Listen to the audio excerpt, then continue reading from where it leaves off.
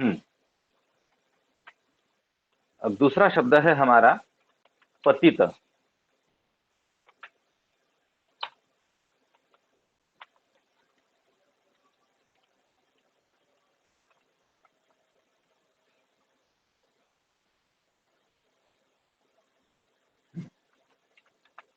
पतित का अर्थ होता है गिरा हुआ।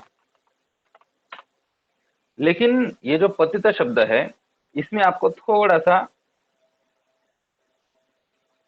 थोड़ी सी सावधानी रखनी है। और सावधानी क्या है कि बच्चों, ये सप्तमी तत्पुरुष समास भी के जैसा भी हो सकता है। गिरा हुआ, किस पर गिरा हुआ? तो देखो, यहाँ पर मैं कुछ उदाहरण दे रहा हूँ। कूपम पतितः। कूपम पतितः ये बन जाएगा कूप पतितः। अब यहाँ पर आपको बस ये समझना है कि अगर कूप पतितः, इसमें भी वही बात, हमारे उत्तर पद में पतित शब्द आप लोगों को मिल गया तो इसका मतलब ये द्वितीय तत्पुरुष समास है। जैसे कि मैं उदाहरण देता हूँ, इसमें पूर्व पद है कूप और उत्तर पद बना है पतितः। तो बस बात खत्म, कूप पतितः लगा दो, कूपम पतितः। ठीक।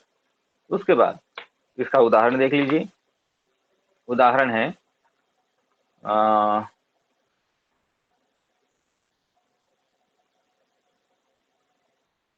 हम्म,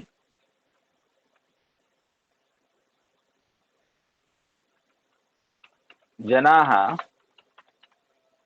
कूपपतितं मनुष्यं रज्वा उद्धरन्ति। अब देखो, मनुष्य जनाः कूपपतितं मनुष्यम रज्वा उद्धरंती। अब इसका अर्थ क्या हुआ? अब अर्थ को मारो गोली, अर्थ से हमें कोई मतलब नहीं। हमें बस इतना देखना है कि इसमें जो कूपपतितम ये जो शब्द आप लोग देख रहे हैं, इसका समास का विग्रह हमें करना है। तो कैसे करेंगे? तो क्या षष्ठी तत्पुरुष समास है, सप्तमी है, तृतीया चतुर्थी, बहुत कुछ हो सकता है। तो उत्तर पद में आप लोगों को यदि पतित शब्द दिख गया तो इसका मतलब साफ है कि द्वितीय तत्पुरुष समास है। ये बनेगा कूपम पतितः। अब यहाँ पर म के पश्चात एक व्यंजन होने की वजह से ये हो जाएगा इस तरह से, अनुस्वार, मोनुस्वार संधि इसके अंदर हो जाएगा, कूपम पतितः, कूप पतितः। अब इसका एक और अगर उदाहरण दूं, लोभ पतितः। लोभ पतितः बिल्कुल आसान सी बात है। पूर्व पद है लोभ और उत्तर पद है पतित। तो इसमें भी और कुछ ज्यादा कुछ हमें सोचने की आवश्यकता नहीं है। लोभ शब्द को द्वितीय विभक्ति लगा दो, लोभम, और पतितः, हमारा समास हो जाएगा। अब यहाँ पर सामने प होने की वजह से, यानी व्यंजन होने की वजह से म का अनुस्वार हो जाएगा। बस बात खत्म, इतना ही। आगे इसका उदाहरण देख लीजिए कैसा होता है। तो लोभ पतितस्य मनुष्यस्य हानि भवति। देखो यहाँ पर कैसा बना समास, लोभ पतितस्य मनुष्यस्य हानि भवति। यानी लोभ का मतलब आप लोगों को पता है, लालच। तो लालच में गिरा हुआ जो मनुष्य है उसका नुकसान होता है। अब यहाँ पर आप लोग ये सोचेंगे कि लोभ में गिरा हुआ तो सप्तमी हुई, नहीं, यहाँ पर द्वितीया ही होगी, क्योंकि ये नियम है। सीधे सीधे उत्तर पद में पतित शब्द दिख गया तो हमारा ये द्वितीय तत्पुरुष समास हो जाएगा। तो ये बनेगा लोभम पतितस्य, और मोनुस्वार संधि बनाकर लोभम पतितस्य मनुष्यस्य हानि भवति। अब यहाँ पर उत्तर पद की विभक्ति क्या है इससे आपको कोई मतलब नहीं है। यानी पतित शब्द खुद किस विभक्ति में है उससे हमें कोई मतलब नहीं है। हमें बस ये देखना है कि भाई उत्तर पद में पतित शब्द है, चाहे वो किसी किसी भी लिंग में है, वो किसी भी विभक्ति में हो, किसी भी वचन में हो, उससे मतलब नहीं है। उत्तर पद में यदि हमें पतित ये शब्द दिख गया तो बस बिल्कुल साफ बात यह है कि हमारा पूर्व पद हमेशा हमेशा हमेशा द्वितीय विभक्ति में ही रहेगा। बच्चों, बात समझ में आ गई आप लोगों को? क्या इसमें कोई डाउट है? चलो एक और उदाहरण दे देता हूं मैं। नरक पतितः। बस कोई बात नहीं है, पूर्व पद है नरक, उत्तर पद है पतित। अब यहाँ पर हम नरक शब्द को कंपलसरी द्वितीय विभक्ति लगाएंगे, आगे पतित लिख देंगे। यहाँ पर म के पश्चात व्यंजन होने की वजह से यहाँ हम मौन स्वर शब्द में करेंगे। उदाहरण देखो,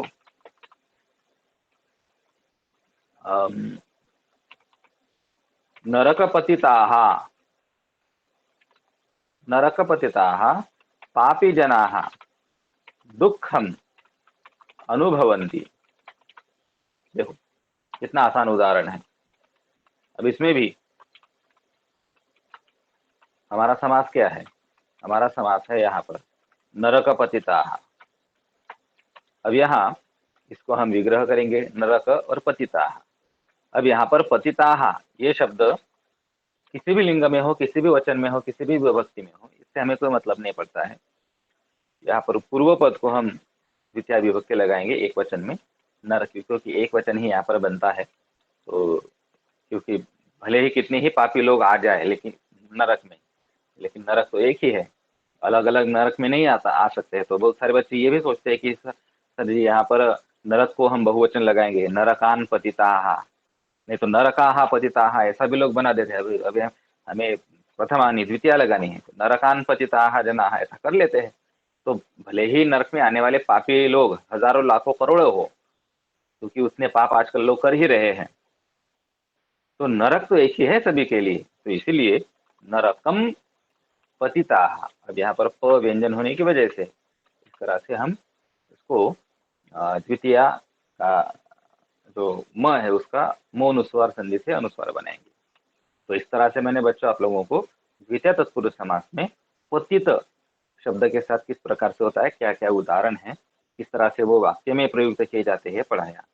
आप में से अगर किसी को कोई शंका, समस्या, प्रश्न है तो आप मुझे पूछ सकते हैं।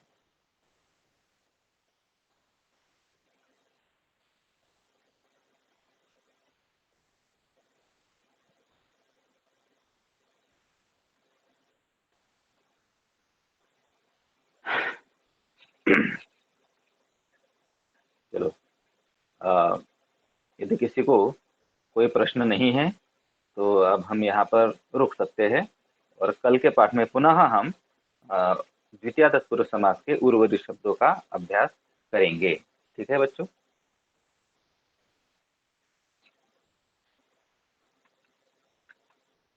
हाँ सर। चलो बाय।